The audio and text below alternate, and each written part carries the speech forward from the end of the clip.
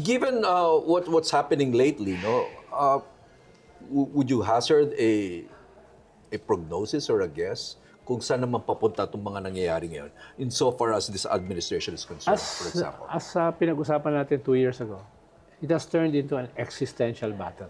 Yeah. Ibig sabihin, either madurog totally ang mga Duterte o madurog ang mga Marcos. So yun, ganun na Nasa gitna talaga. tayo nun. There's no moderate, turning bar. there's no moderate Wala. result or outcome or scenario for these two. No? Wala. Oh. Kaya nga nung kadebate natin yung ibang political analyst, may mga nagsasabi, uy, pwede pang ayusin. Uy, pwede pa itong ikabit-kabit si Humpty Dumpty. Sabi natin, 2 years ago, mahirap na yan. Okay. Sobrang lalim na. No? Hindi lang siya lines chasm. Yun ang ginamit natin term, chasm. At ngayon, lalo na.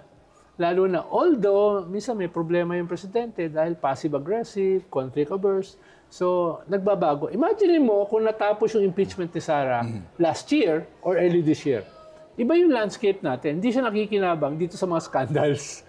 Hindi siya nakikinabang dito sa mga weaknesses ng gobyerno. Pero that was in retrospect. Okay. No? So, yun yung sinasabi natin na mga prognosis based on experience, stock knowledge, at kaunting hula.